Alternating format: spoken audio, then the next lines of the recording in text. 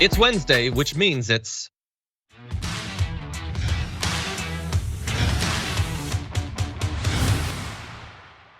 another big news Wednesday with Jayar Jackson. Jayar, how's it going? You know what? Can I be honest with you? No. Okay, I Sure. will. A little bit. I can take a little bit of honesty today. Only a little bit. It was going fine. And you have to sign into your Google stuff to see everything. And every once in a while, Google just signs you out after like a month and says, "Here, sign in again."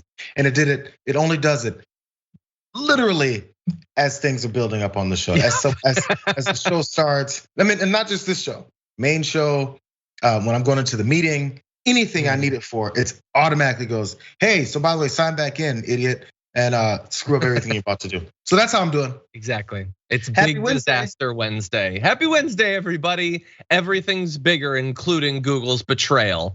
But anyway, always glad to have you here, Jayar. Today is in fact actually a very big news Wednesday. If you consider the future of our country, the possibility of a civil war, big news, I guess.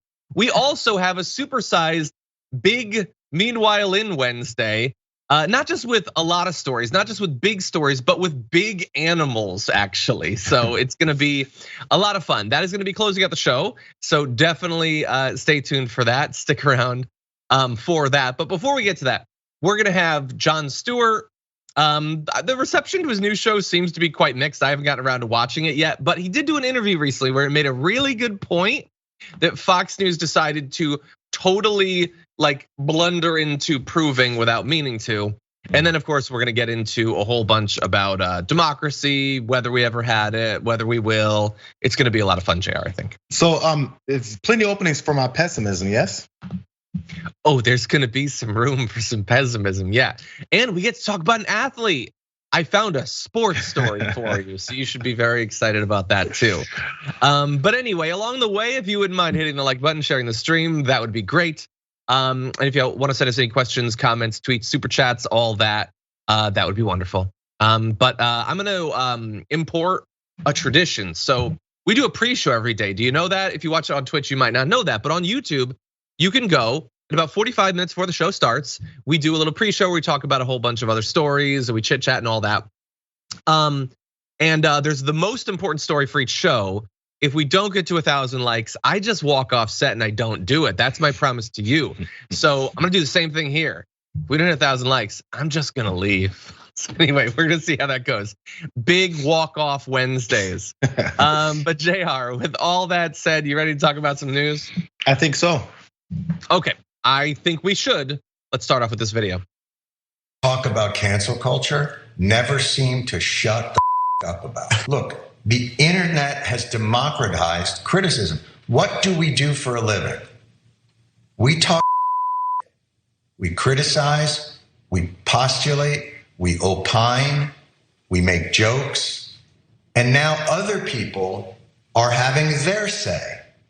And that's not cancel culture, that's relentlessness.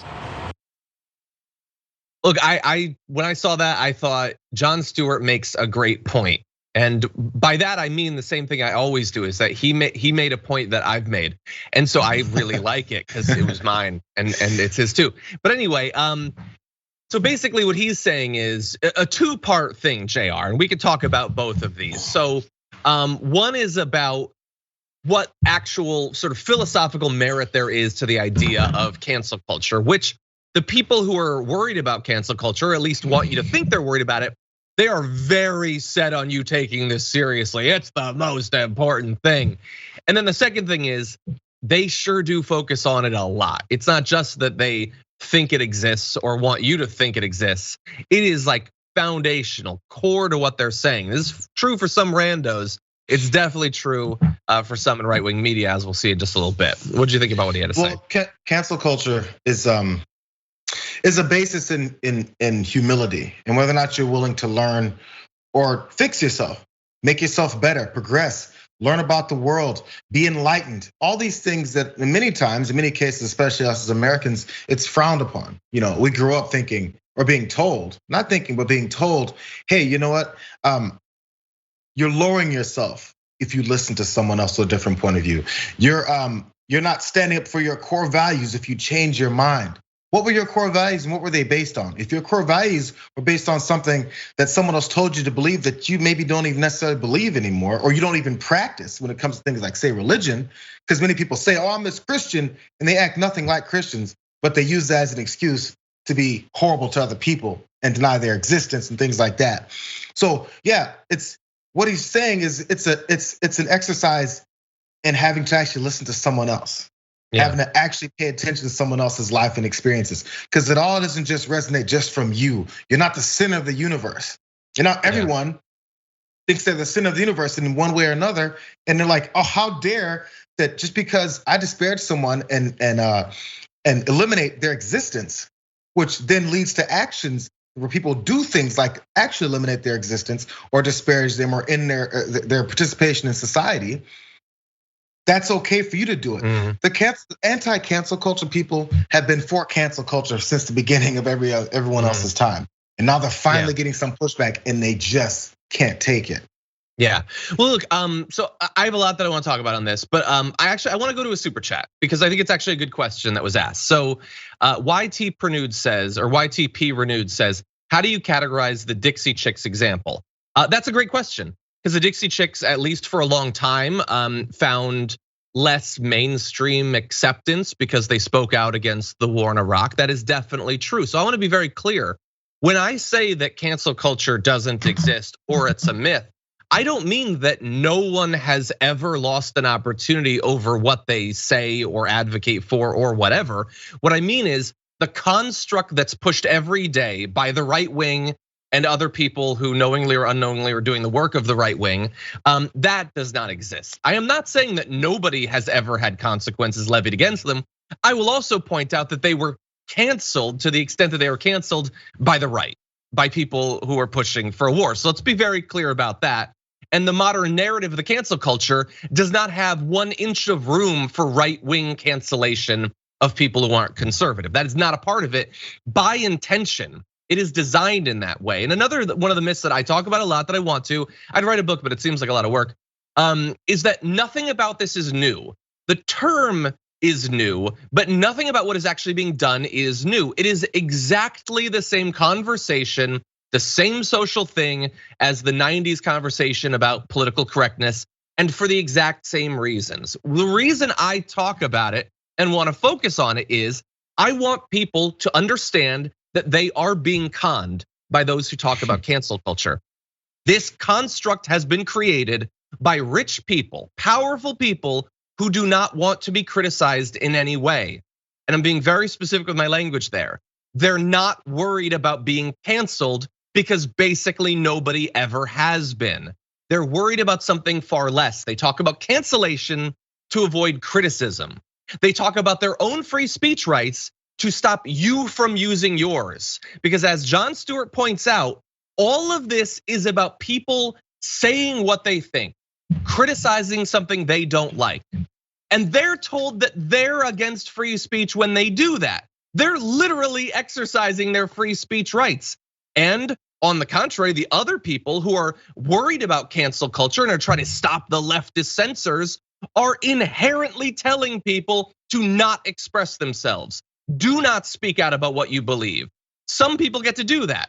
The rich people, the elites, the wealthy, those who I'm defending, they will always have that right, and they do always have that right. After years of cancel culture, who did we get? Epstein? I think that's pretty much it. The rest of them are fine. And by the way, some people who I generally like talk about this. Dave Chappelle, I know this quote because The Hill tweeted it out 30 times. It was, if this is cancel culture, I love it. But that's kind of the point. It ain't actually cancel culture if it ain't that bad when you've been canceled. So anyway, there's a lot there, Jayar. I apologize. It's something I care a lot because the people who are pushing, like some randos, they legitimately believe it. They're wrong. They don't know that they're being conned, that they've been deputized into this culture war. But the people like Ben Shapiro and Tucker Carlson, all that, they know exactly what they're doing.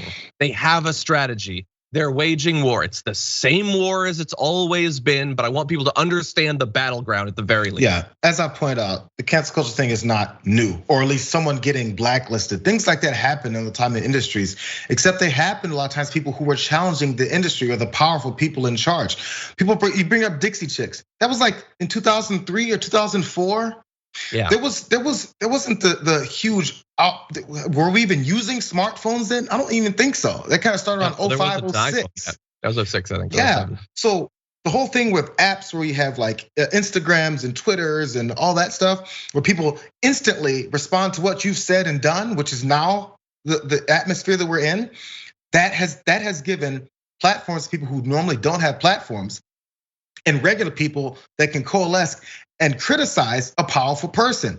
The powerful people are not used to being criticized. And now that they're being criticized, they can't take it. And I'm being canceled. The people in power have always had the biggest problems once they finally have to deal with the consequences of the things that they've done, that they indiscriminately have done to other folks throughout time. Yeah. They can implement policies or influence politicians to do horrible things to people. And as soon as people ask for something else, or demand for something else because of where they live and who they are and their place as Americans in this society, it's, oh my God, I can't believe you're coming for me. Yep. Coming for you. It's a threat to them for someone else to hold them accountable or do a small percentage of the things to them that they've always done to everyone else. They just can't take it. So now we have to do something about this. Yeah, no, 100%. And again, like I know to some extent I'm gonna repeat myself, either from earlier or from other shows, but it is not that nothing happens. The Dixie Chicks did lose out on opportunities. It was the right that did it. And sometimes maybe leftists or centrists or whatever do something that in theory causes someone to lose an opportunity.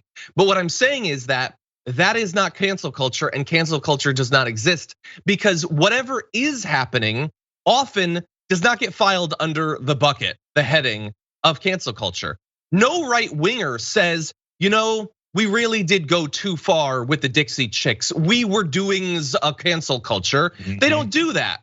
When Sean Hannity is pushing for a boycott of Keurig, that's not cancel culture. When Donald Trump is leading a nationwide campaign to primary and remove every Republican that's ever spoken out against him, that's not cancel culture. And that's not me saying that. They won't acknowledge that that's that. And that's why we have to destroy this construct. It isn't actually a problem. It isn't widespread like they talk about it. It has nothing to do with real people's problems.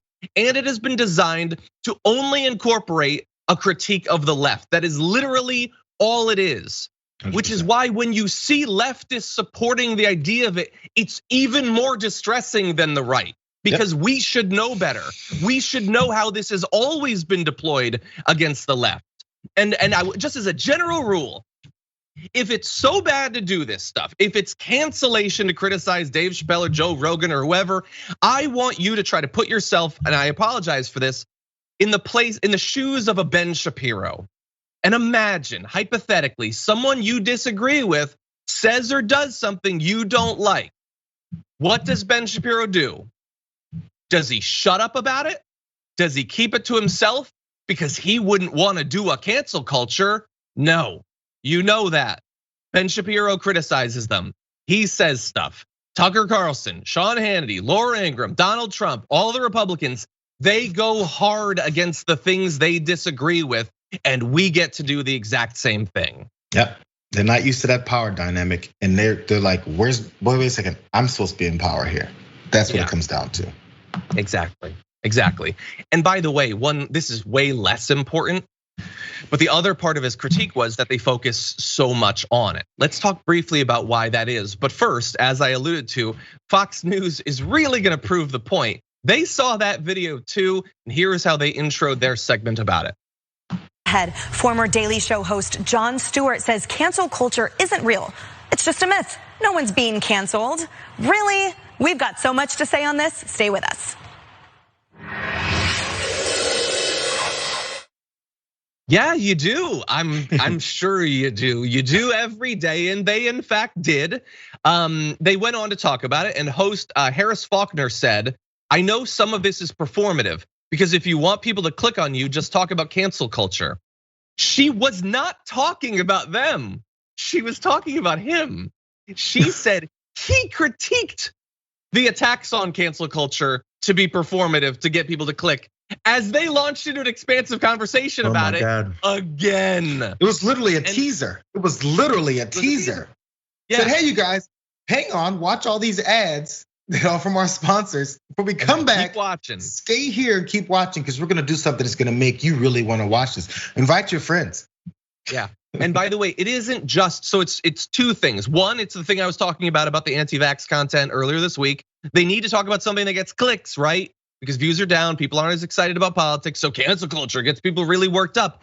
It's that, but it's also every minute you spend talking about it, what are you not talking about? Yeah. Actual problems that actually do affect people. We have this war, it takes up people's time. That's why I'm fighting against it. But Fox News, they would say they care about the economic standing of right wingers, and yet they have never actually talked about those things. And they certainly don't want people to focus on those things. They don't want people to elect politicians based on those things. And so instead, you make it vague. You make it about the Dave Chappelles and the Joe Rogans and all that. You get people focused on vague attacks. My rights are being taken away. What rights? Are you gonna lose like a show that you're doing at Madison Square Garden?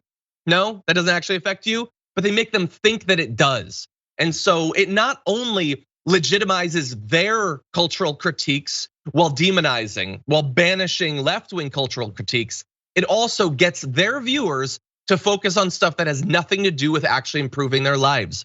And so when you see all these right wingers having no problem with politicians like Donald Trump and Marjorie Greene, people that don't do anything to improve their standing in life, and you wonder, why don't they expect more?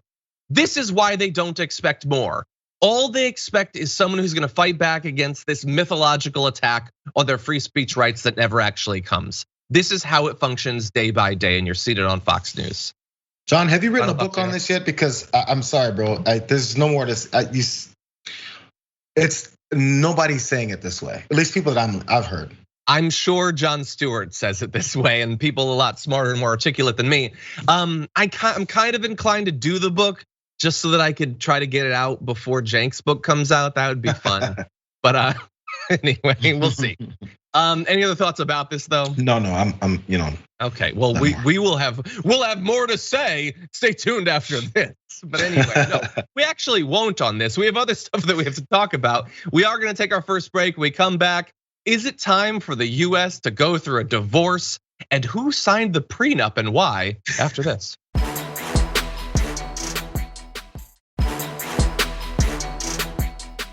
Okay, everybody, wanted to let you know a few things that are coming up. So there are two important guests appearing on the Young Turks later. So as the appetizer on the first hour, Anna Kasparian is gonna be joined by, I swear to God, Representative Ilhan Omar. How exciting is that? Wow. That the GOAT, like driver of the Mecca, Ilhan herself, Ilhan Omar. That is at 6 p.m. Eastern time, 3 p.m. Pacific time. And then, even more importantly, in the second hour, Anna will be joined by John Iadarola, not a representative, and nobody cares. But I'll be there, so join me for the second hour anyway. He is writing a book whining about cancel culture, though. Exactly. No, I love that Ilhan Omar's on. I don't know that she's done a TYT show before, which is like kind of crazy and a damn shame. But anyway, she's on, so that's good. That's good. Big fan. Big fan. Anyway, with that, you want to talk about some nonsense? Oh, I'm always ready. Let's get into some. Look, it's only the opening. The front door is nonsense. The house is a horror show. So get ready to laugh, Jayar. Okay. Marjorie Greene is apparently ready for a divorce. Not a personal thing. Who knows if that'll come? But for the whole country. Should America have a national divorce? That is what she polled her following on Twitter. And imagine if you could get her Twitter following in a room together. Damn, I wouldn't want to be in that room. But here's what they had to say. And honestly, they weren't necessarily as supportive of it as I might have expected. 43% said yes by Republican and D states. How exactly do you break that down? Is it like by presidential vote, and then we're gonna have to have an audit of Georgia? It would be a mess, but that's what they say. 47.5% said no, stay together, and 9.5% were undecided. By the way, in the future for Twitter polls, don't say that you're undecided. It's just a Twitter poll. Pull the trigger, man. Just come on, click on something. Seriously, it ain't that important. I kind of don't understand any undecided. It's like if there's a poll that I'm undecided on, I just kind of don't say anything. You just don't answer. Like, it's Twitter. Come on. Anyway, it's not going on your permanent record. But anyway, less than half said yes, we should split apart. But it's apparently something that she's been thinking about. She retweeted this other crazy person who had this map with national divorce is expensive, but it's worth every penny.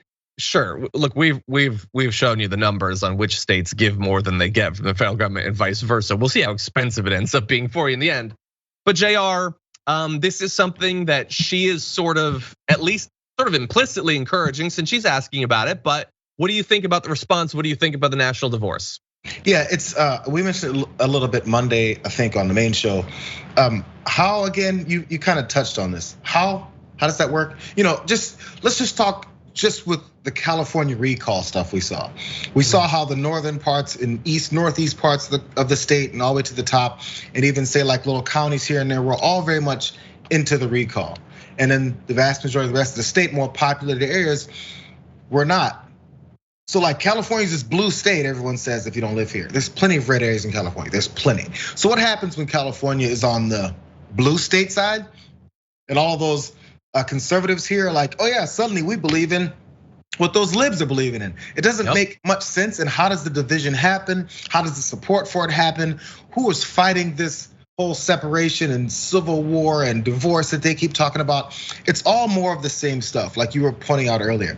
If it doesn't really have anything to do with actually affecting your life or actually changing whatever predicament and situation you're in that your government should be a part of because you pay into it, then it's just a distraction. How does this really work? So we got people thinking about, how do we have a national divorce? Well, in the meantime, they're last night they were thinking, how do I take care of this cyst on my neck that I don't really want to go to the doctor for because they're going to charge me up the ass for it, and I have no idea what's going to happen. You discard that to talk about the national divorce because you're mad at Joe Biden about something. Yeah. Well, look, I agree. Look, it's not going to happen. It's not gonna happen. So yes, on some level, it definitely is a waste of time. But it's something that not just Marjorie Greene is thinking about.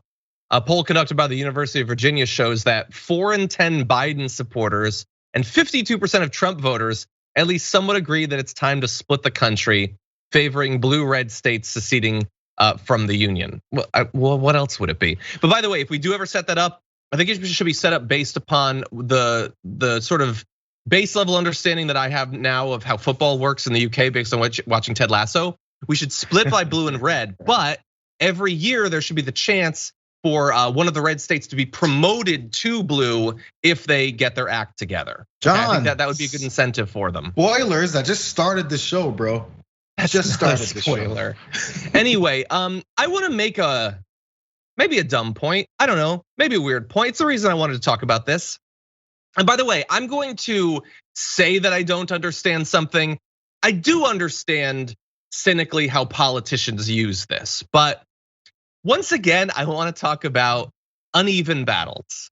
So we have right wingers who are mad at left wingers, or conservatives who are mad at Dems and think that they're ruining the country. And on the other side, you have Dems who think that right wingers are ruining the country. So if I were to list like the 10 things that I think, I would probably put it more just corporatist because Dems are doing it too, but that these people are doing that are severely hurting the country, it would be stuff like, the student debt bubble, not dealing with climate change, making healthcare impossible to achieve, not having paid family leave, not being able to afford an education in the first place, things like that. What is their actual problem with?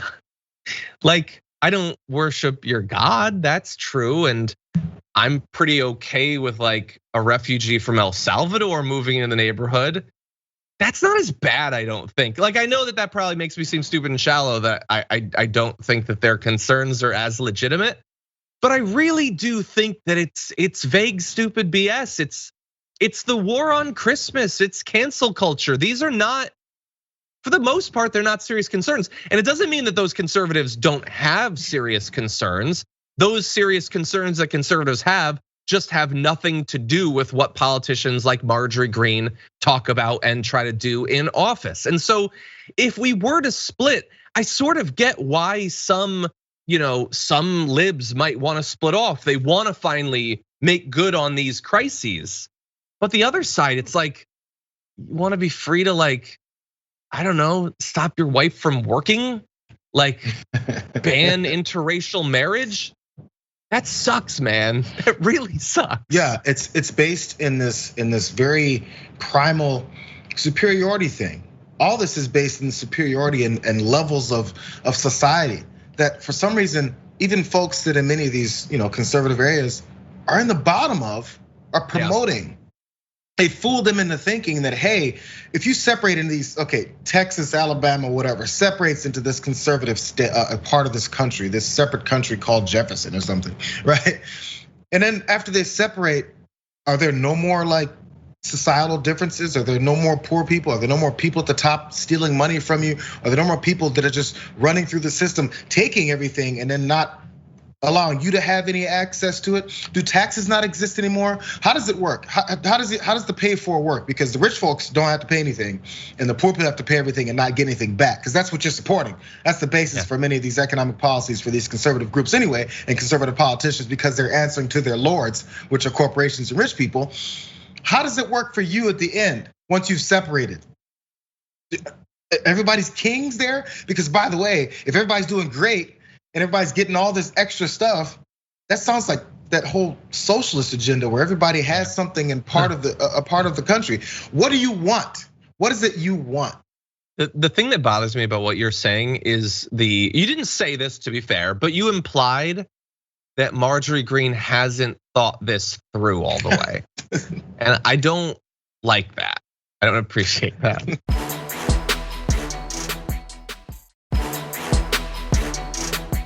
Anyway, now here's the thing. I want to jump into a slightly different angle on this, and it is the people who are ready for this. And when I say ready, I don't mean that they're voting in polls online. I mean something else. Let's jump into this next story. There's a new thing going around. You might have seen it on TikTok. You might have seen it on Reddit. You might have seen it on your own street, depending on where in America you live. It's all black American flags. Now, if you don't know anything about this, don't get your hopes up. This has nothing to do with supporting Black Lives Matter in America or anything like that. It's something else. Trump supporters have begun to fly them in an implicit threat to harm or kill their opponents, meaning non-white people, socialists, liberals, Muslims, vaccinated people, and others deemed to be enemies of real America. We're gonna explain why that is. So don't just trust me or whatever. But like, I just looked around on, I live in LA, so thankfully I haven't seen one of these. I've seen a few crazy flags, thin blue line, stuff like that. I haven't seen this yet. Let's show a picture. This is outside of Denny's. When you're ready for the revolution, and a moon over my hammy at the same time. You could see one just outside of like a little house, just a little black flag, black American flag. It's fun. So what is this? Well, apparently, although some say that it actually predates the American Civil War, all the sources I saw said that one of the first times a fully blacked out American flag entered the American consciousness was during the American Civil War of 1861 to 1865. During that period, particular Confederate Army units flew the black flag to symbolize the opposite of the white flag of surrender. It means they would neither give nor accept quarter. In other words, no quarter will be given means enemy combatants would rather be killed than taken prisoner. That means there will not be any prisoners, there will not be any mercy. We believe in our cause so much that we will die for it and we will kill for it. That's it. And sounds very American, picked up once again. Sounds pretty patriotic. Confederate American, at least, yes. Yeah, these self-proclaimed patriots love anti-American flags, don't they? The blackened out American flag, the Confederate flag, their stupid ass don't tread on me flags. They got a lot of Trump flags. They got a lot of flags that aren't American flags, but they sure talk about how much they love that American flag. You better not burn one. Don't burn one, but make it black. So replace it with the Confederate one, replace it with the Trump one, put it on your dress, put it on your swim trunks, put on your bikini, all those things that that are not patriotic, that you claim to be patriotic for, you use that for this degree. So everybody who wants to talk about how we got to separate and oh my God, this country's going this way and I'm ready for the fight, the Civil War, ask them just straight up: are you willing to die? Would you die right now for Donald Trump? Are you willing to die for Donald Trump? Because that's what they're pushing you towards. Because this approach of, oh man, I'm gonna go and I'm gonna fight this war and I'm gonna kill. Do you think there's no casualties in this war that you're preparing for? Do you think that your AR-15 in your backyard is gonna take out the whole rest of those libs out there? Because libs don't have guns. It's constant, this constant belief that they're being fooled into thinking that they're these badasses that are really gonna take over the country. Ask them straight up, because there's those old school wars where people went into war because they were desperate and had nothing else in life, and they're looking for some kind of legacy or something to push on, or their name being something, and they're willing to go die. Are you willing to go die? Are you willing to go die? Because we're getting closer and closer to those, to what we were afraid of, is these Muslim terror groups where they're willing to die for their cause and their leader. Are you willing to be just like what you said you hated and you're afraid of? Yeah. Answer the question, yes or no. You want to die right now? If you die, Donald Trump gets back in office. You gonna die? I think that there are some, and there are way more who want someone else to be that person at least.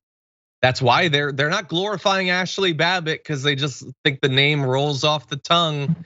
They're glorifying the person who will die to keep Donald Trump in office. And they're willing to die. Now, they are willing eventually, as she was, to die for the cause. But if you ask her before that day, are you gonna die today for this guy? She'd say no. Yeah, but she did. I don't know, like you made a great point, by the way, about the flags. Like if a dude was like, man, Chevys are the best, I love Chevys. And then you look in his driveway and it's just like a bunch of Fords, there's a Mazda. Like you'd be like, do you really love that thing that you say that you love? Because you don't act like it. You act like you like options. Yeah. But anyway, yeah. So look, I looked on Reddit. I just searched for Black American flag, and what it mostly was lots of people saying, hey, so I saw this Black American flag on my street, or my dad just put up a Black American flag. It was lots of people very curious about what the hell was going on. And this is what it is. And by the way, look, some will just think that it looks cool or whatever. That's true.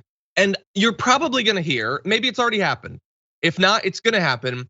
Look at these libs. They got trolled. We didn't actually put it up because we want to kill people. We just wanted them to think that we wanted to. And I will say what I always say. Okay, that's fine, but it doesn't really mean what you think it means. If you think it's funny to pretend you want to kill your political opponents, maybe you don't want to kill your political opponents. But I wouldn't put you under the category of someone who definitely doesn't. Like you're at least in the middle, okay? So I think it's important that people know what this is, regardless of whether any individual dude at Denny's plans on killing a congressperson.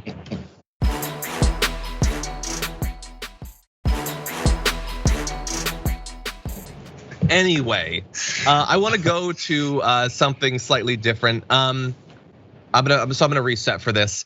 The authors of a book called How Democracies Die. This is Stephen Levitsky and Daniel Ziblatt. They were on CNN talking about some of what they've seen that looks like it might be leading into increased political violence and possibly more coup attempts. So I want to show you a little bit of that interview. Let's jump into that.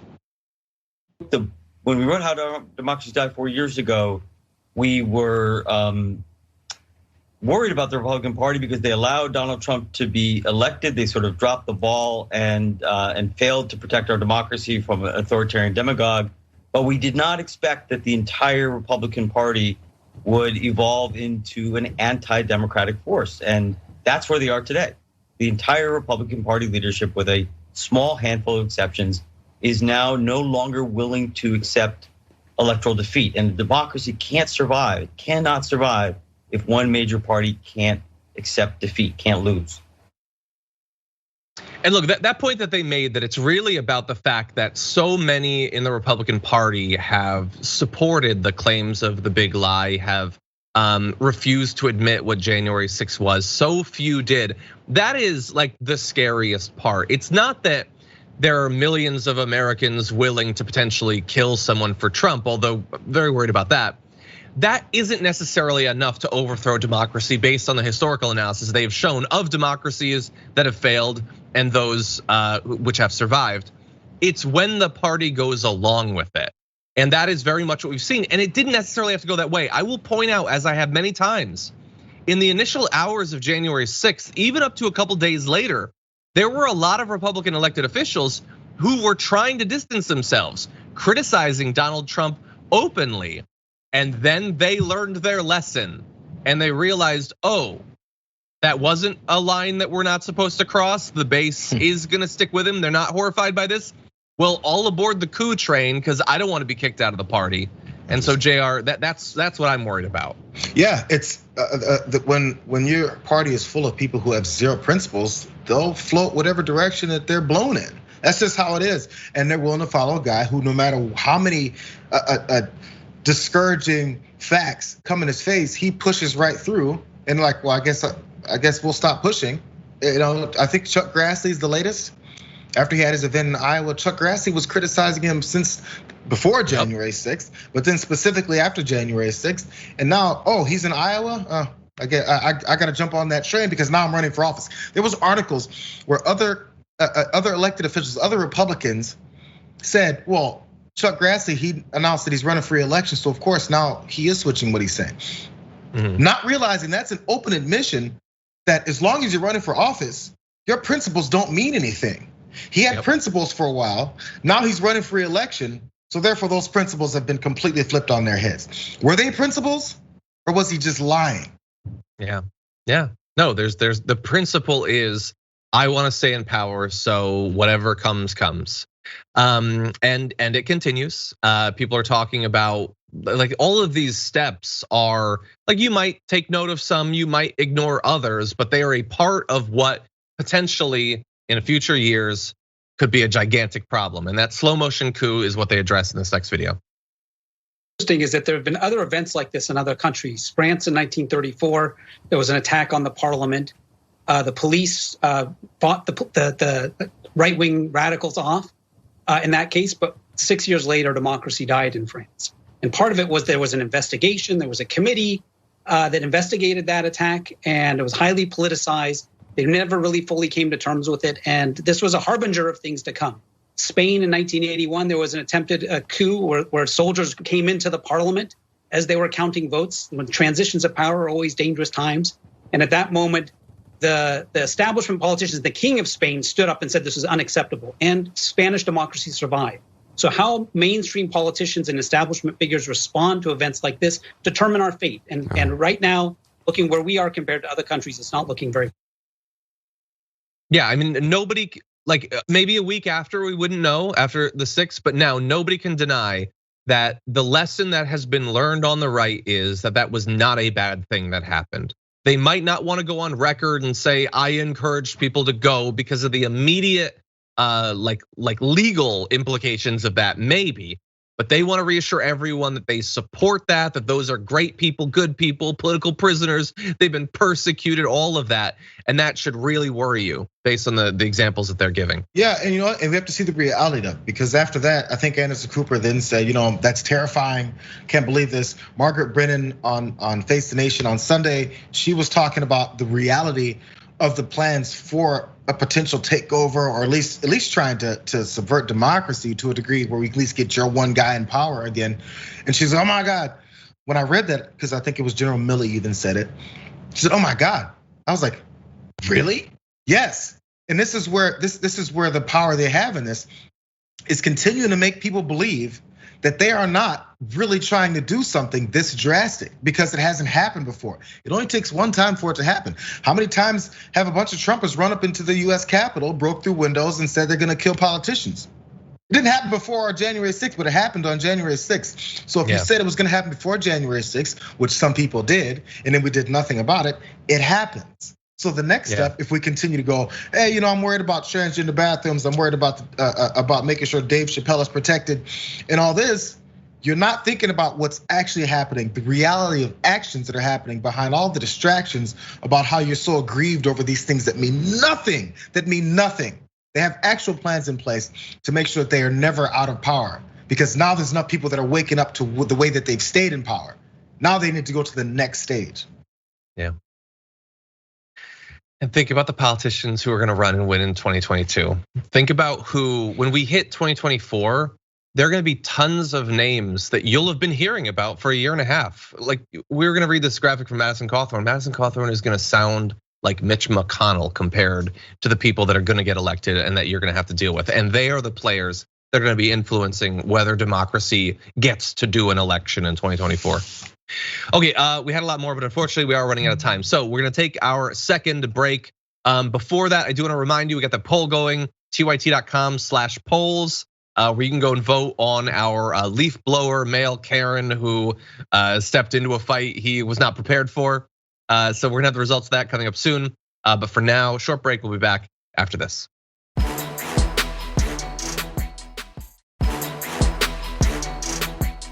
Okay, I just saw a note from my team. We're gonna be moving on to D Block. Everyone says that we skip it, but today we're gonna actually do it. So let's jump into this. Throughout the pandemic, there has been a lot of damage done. And here on this show, we've cataloged a lot of it. I want to add one more thing to it. We talked recently about kids getting COVID, how many have been affected by it, those that have died, those that are going to experience long COVID. There's another sort of experience that kids are going to be having coming out of this pandemic. Assuming it ended today and no one else needlessly died, we didn't have another wave, you would still have more than 140,000 children that have lost a parent or caretaker as a result of it. Literally tens of thousands of additional orphans who thankfully survived, but have lost a parent, the person taking care of them, which is just devastating when you think about the long-term effect that that has on that individual, on the family, just devastating. And this is, by the way, from April 1st to June 30th. So let me amend what I said earlier. If it had ended the 30th, because a lot of people have died since the 30th. That includes, by the way, custodial grandparents, grandparent caregivers, those sorts of things. It's about 1 out of every 500 children have now experienced orphanhood related to COVID-19. So you can add this to the list of things that you're not supposed to have a problem with. The most important thing is your rights to get sick and get other people sick. And if you have to produce a whole bunch of orphans, that's just how the cookie crumbles, I guess, Jayar. And then what? And then what after this? And then nothing. Kids? Screw them. They don't care. These pro-lifers don't care. Because then once these whatever aged kids, it ranges, I'm sure, end up in the system maybe sometimes or in abusive situations, and their lives are upended. And then they maybe look for their country to have something to do with helping them out because they're minors. They probably get a big old FU to their face. That's just what happens. And how dare you try to suction off the system, go get a job, pull yourself up by your bootstraps. But in the meantime, everything we could have done to prevent maybe as many of these deaths as possible, to keep the family unit together, because that's the basis for America. Keep that family unit together that suddenly we don't care about. When someone dies, the person that you have, that's your family unit, whatever, bootstraps. Yep. Maybe because they never cared about the family union. Maybe because they only cared about certain people's family units and others. And they use the breakup of other people's family units to be another hammer and bludgeon on top of your head to tell you how much of a piece of garbage you actually are. This is how the system continually works. This is how the cycle works. And then we go, I have no idea why they're complaining. It's not like they didn't have any opportunity in this country. There's plenty of a lack of opportunity from these folks. And then again, you preventing this from happening will help them. But we don't care about helping them. We care about getting reelected and getting some level of political power. That's all the people that have decided to let this just happen this way care about. Well, Jayar, there is actually some opportunity here. Now, 140,000 children have been given the opportunity to experience a substantially harder life, at least statistically. So let's talk about this. Apparently, losing a parent has been shown to increase a child's risk of sexual abuse, mental health problems, housing instability, and poverty. I mean, when it's literally a caregiver, like we understand why it's obviously not everybody, but why statistically it has that effect to a big community, 140,000 people. I grew up in Bridgeport, Connecticut. my vague memory is that Bridgeport, Connecticut had about 160,000 people. The idea that almost the entire population of the city I grew up in became orphans as a result of this is just insane.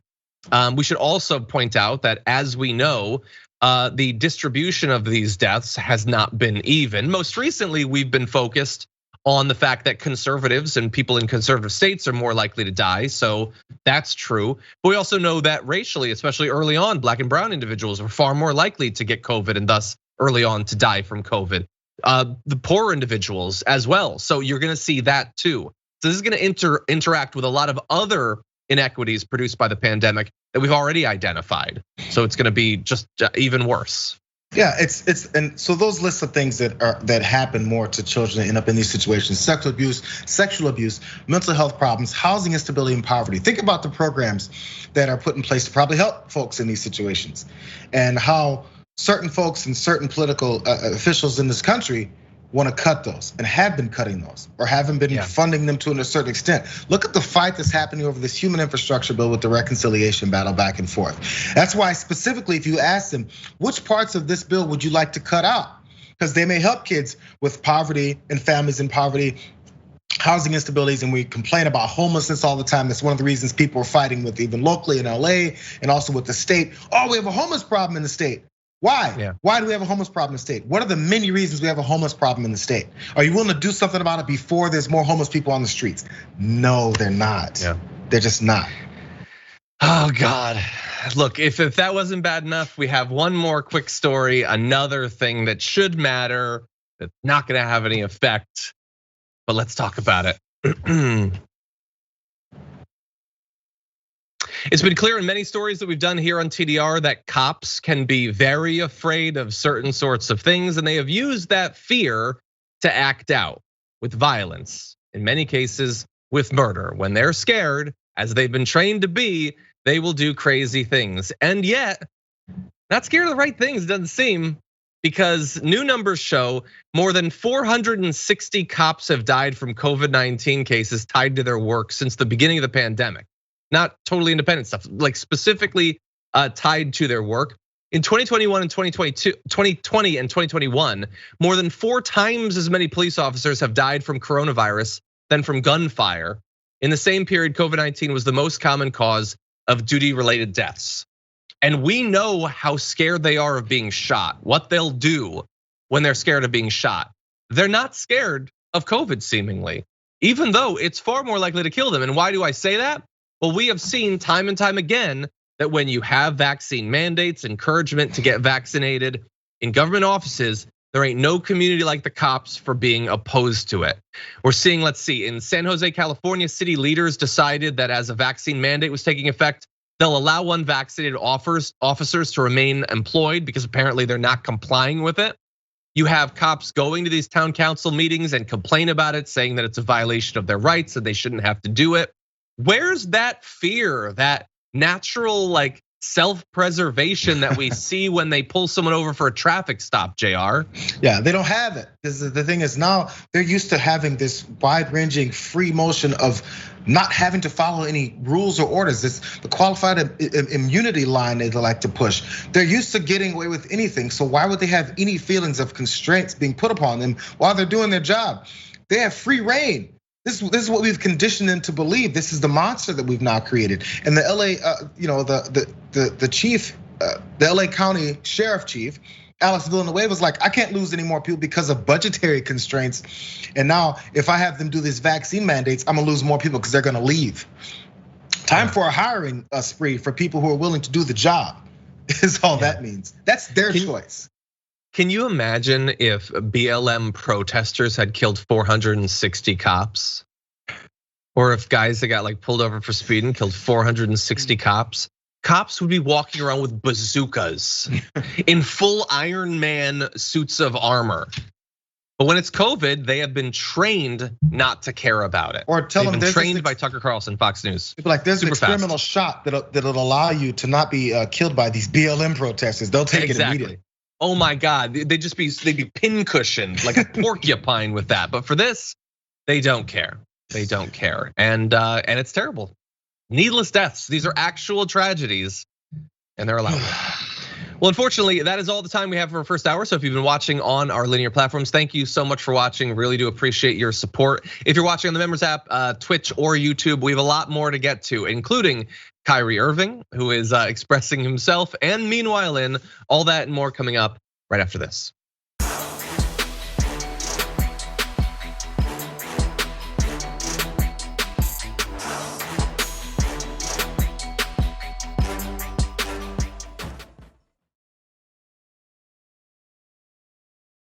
Thanks for listening to the full episode of The Damage Report. Support our work, listen ad-free, access members-only bonus content, and more by subscribing to Apple Podcasts at apple.co/TYT. I'm your host, John Adarola. I'll see you soon.